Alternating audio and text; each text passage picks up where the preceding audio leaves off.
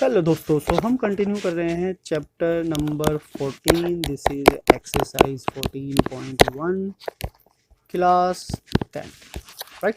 सो बाकी के 18 क्वेश्चन हम ऑलरेडी कवर कर चुके हैं प्रीवियस वीडियोस में। आप उसको भी चेकआउट कीजिए, समझिए कि किस तरीके से क्वेश्चन को कैसे सॉल्व किया जाता है। यहाँ हम स्टार्ट करेंगे क्वेश्चन नंबर 19 से, और इस वीडियो में हम पूरे क्वेश्चन को एंड कर देंगे सो डेट ज़्यादा लेंदी ना हो। तो चलिए स्टार्ट करते हैं फ्रॉम क्वेश्चन नंबर 9 और 19 और समझते हैं किस तरीके से क्वेश्चन को सॉल्व करना है।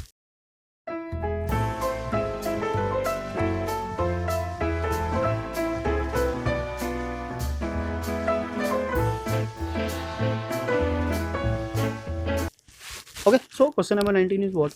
A child has a die whose 6 faces shown at the letter as given below. तो अभी तक तो हमने जो डाई देखा था उसमें क्या होता था, बेसिकली नंबर्स होते थे, पर ये थोड़ा सा अलग किस्म का डाई है। इसमें क्या है, अल्फ़ाबेट्स है।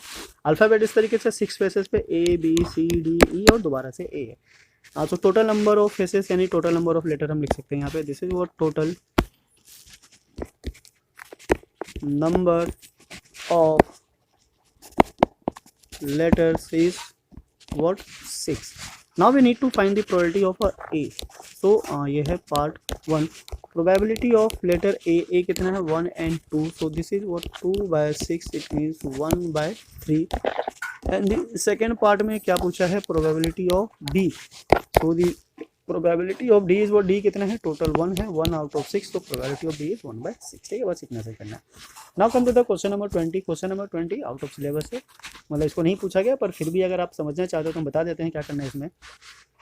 Suppose you drop a die at a random on the rectangular region shown in the figure, what is the probability और that will be land inside the circle of a diameter 1। तो ये इसका diameter है, क्या है 1 metre, है ना। तो इसके अंदर लाई करने की जो प्रोबेबिलिटी होगी क्या होगा, एरिया ऑफ दिस सर्कल। तो एरिया ऑफ सर्कल क्या होता है, pi r square divided by area of this rectangle क्या होता है, एल इंटू बी। तो अगर आप इसकी प्रोबेबिलिटी जानना चाहते हो, प्रोबेबिलिटी ऑफ इवेंट ई, यानी कि इस सर्कल के अंदर वो लाई करेगा, तो आप वैल्यू डाल सकते हो। तो ये हो गया हमारा पाई 1 square divided bye 3 into 2, it means pi by 6। अब इसको और सिंप्लीफाई करना चाहो तो कर सकते हो, 22 बाय 7 इंटू 6, तो ये गया 11, या 3 11 बाय 21। ठीक है, तो वैसे ये इस टाइप के क्वेश्चंस नहीं आते हैं, आउट ऑफ सिलेबस है, फिर भी आपको बता दिया सो डेट अगर कभी प्रॉब्लम हो या किसी कॉम्पिटिटिव के लिए जाओ तो आपको समझ होनी चाहिए कि किस तरीके के क्वेश्चन कैसे सॉल्व करना होता है। So now come to the next question number 21। A lot consisting a 144 ball pens of which 20 are defective. ये तो सेम वैसे ही हो गया जैसे बल्ब वाला था, तो इसको हम वैसे कर लेते हैं। अदर आर गुड, तो पहले हम ले लेते हैं टोटल नंबर ऑफ पेन्स। तो यहाँ ले लेते हैं, this is what total number of pens 144 good pen, defective pens, defective pens are 20 and good pens are 144 minus 20, that means कि 124। ठीक है, so now come to the next question is what the shopkeeper drawn one pen at the random and gives it to her, what is the probability she will buy it। तो bye तो तभी करेगी ना जब वो good pain होगा, तो इसका मतलब यहाँ पे थोड़ा सा इनडायरेक्टली पूछा गया है। तो ये कहना चाह रहा है कि what is the probability of a good pen, obviously defective pen कौन लेगा, तो गुड पेन होगा तभी तो लेगा। तो गुड पेन की जो प्रोबेबिलिटी हो जाएगी कितनी हो जाएगी, 1 बाय 24 एंड डिवाइडेड बाय 144। अब ये 4 से डिविजिबल है तो ऊपर आएगा कितना 31, और नीचे अगर 4 से डिवाइड करेंगे सो 3 टाइम्स में 12, 4 और 6 36। सो this will be the probability of a good one, यानी कि जो पेन को बाय करेगी उसके होने की जो पॉसिबिलिटी है कितनी है 31 बाय 36। ठीक है, so this will be the probability of a buying a good pen. So now come to the next है हमारा, नेक्स्ट देखते हैं। नेक्स्ट से कहना चाह रहा है इसका जो सेकंड पार्ट है, second part is what this is C will not buy it. तो नॉट बाय का मतलब है कि ये खराब होगा तभी तो बाय नहीं करेगी, तो इसका मतलब यहाँ पे हमें फाइंड आउट करना है कौन से डिफेक्टिव पेन। सो डिफेक्टिव पेन की जो प्रोबेबिलिटी होगी वो क्या होगी, या तो हम चाहो तो इसको 1 से माइनस कर सकते हैं, या तो फिर उसको दूसरे तरीके से भी सॉल्व कर सकते हैं जैसा आपको ठीक लगे।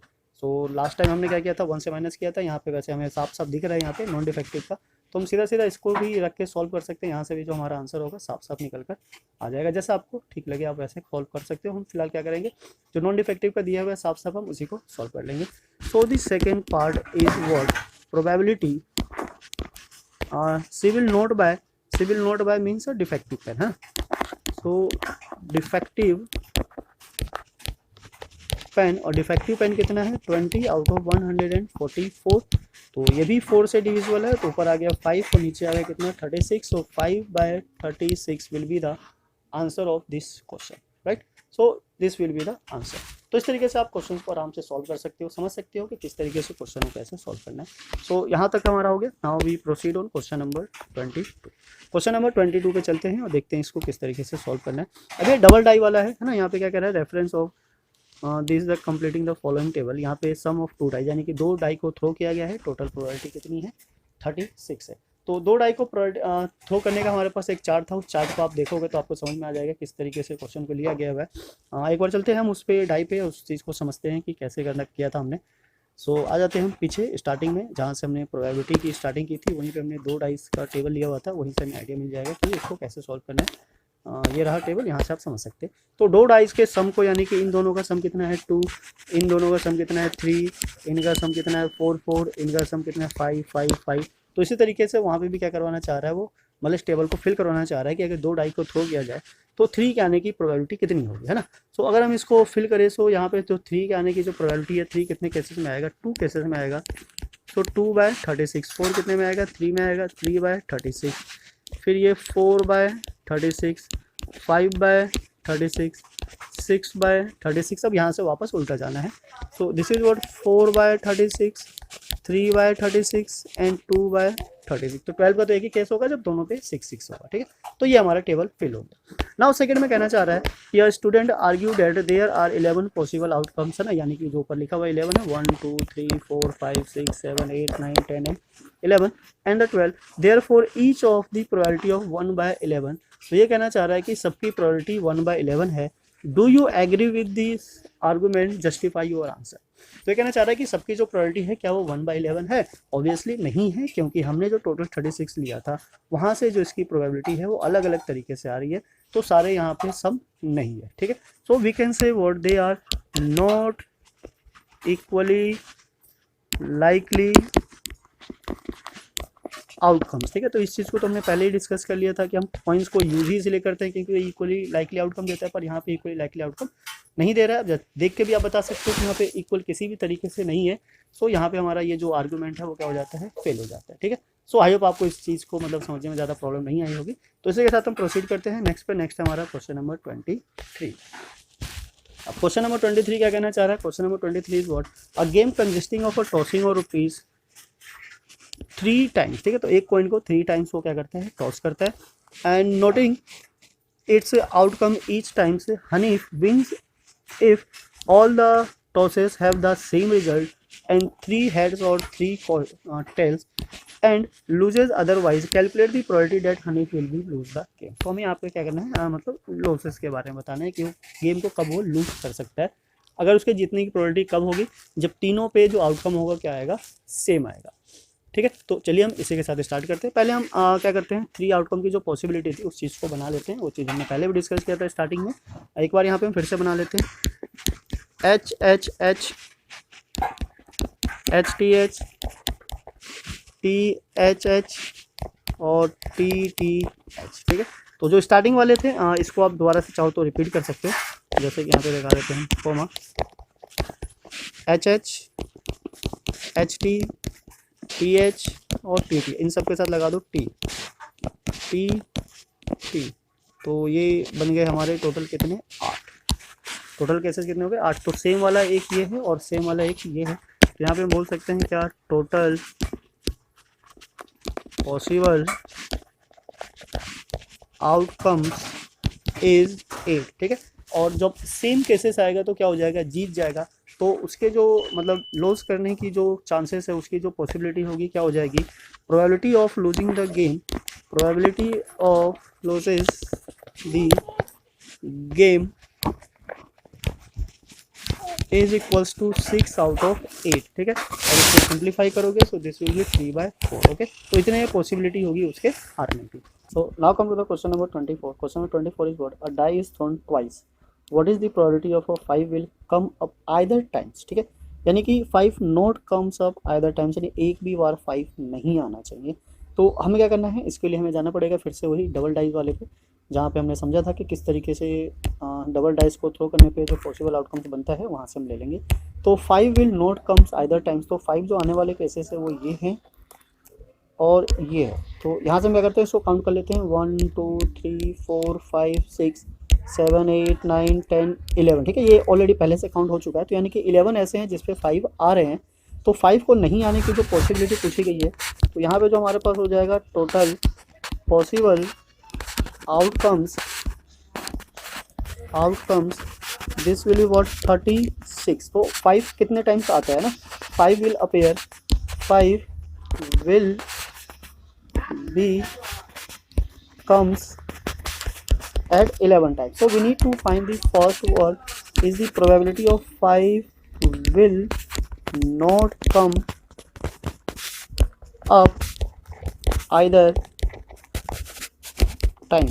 तो 5 एक ही बार ना है, उसके लिए जो पॉसिबिलिटी होगी कितनी होगी, 36 माइनस 11/36, तो दिस विल बी 25/36। ठीक है, सो 25/36 this is the probability of, एक बार फिर से लिख लेते हैं इसको, 25/36 will be the probability of a 5 will not come up either one times. ठीक है, यानी एक भी टाइम नहीं आए, ना आने की प्रोबेबिलिटी हमारी हो गई this. Now we need to find the 5 come up at least once. तो 5 कम से कम एक बार आए, तो कम से कम एक बार जो आने की पॉसिबिलिटी होगी, so the probability of 5 will come up at least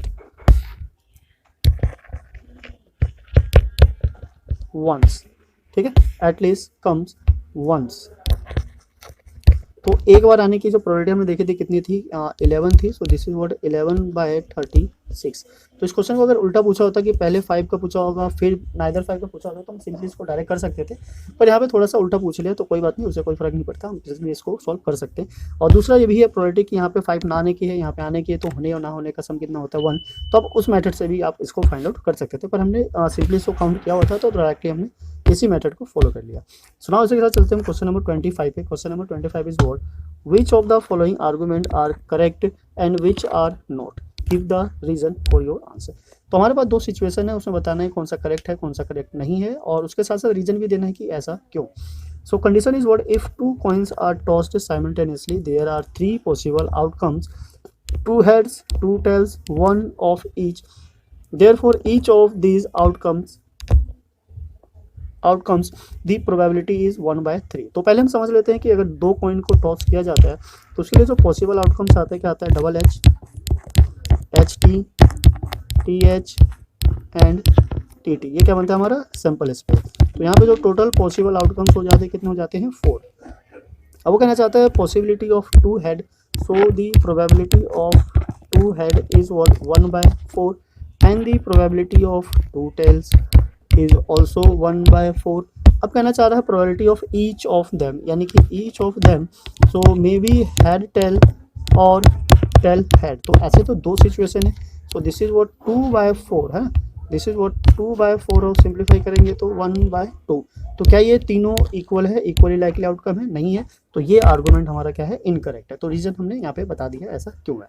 now come to the next second is what, if the die is thrown there are 2 possible outcomes, an odd number or an even number, therefore the probability of the getting of odd is 1/2। तो यहाँ पे हमारे पास die की बात कर रहे हैं, तो डाई के लिए जो पॉसिबल आउटकम्स है क्या है 1 2 3 4 5 एंड 6। अब बात किसकी की है इसने, ओड की। तो ओड के लिए जो हमारे पास पॉसिबल आउटकम है दिस इज 1 3 5, और फिर बात करें किसकी, इवन की। सो इवन के लिए क्या है 2 4 एंड 6। अब अगर हम दोनों की प्रोबेबिलिटी देखें, so the probability of an odd, so this will be what 3/6 is what 1/2 and the probability of, अगर हम इवन देखें, so even is also this is what 3/6, it means 1/2। तो यहाँ पे जो दोनों की प्रोबेबिलिटी है सेम आ रही है 1/2 एंड 1/2। टू। तो यहाँ पे ये इक्वली लाइकली आउटकम हो सकता है, यानी कि यहाँ पे जो पॉसिबिलिटी है इसके होने की क्या है, सही है, ट्रू है, right. So this will B correct, ये हमारा क्या है, करेक्ट है। तो इसी के साथ हमारा चैप्टर प्रोबेबिलिटी खत्म हो जाता है, एक्सरसाइज 14.1 ऑल 25 क्वेश्चन। तो ये चैप्टर भी हमारा कंप्लीट हो गया, तो आपके सिलेबस पूरा कंप्लीट हो जाता है। फिर इसी के साथ मिलते हैं फिर नेक्स्ट वीडियो में, नेक्स्ट और नए इंटरेस्टिंग क्वेश्चन के साथ। सैम्पल पेपर देखेंगे या फिर जो इंपॉर्टेंट क्वेश्चन है लास्ट ईयर से जो रिपीट हो रहे हैं उसके साथ। तो मिलते हैं फिर नेक्स्ट वीडियो में, जब तक के लिए जय हिंद, जय भारत, थैंक्स फॉर वॉचिंग।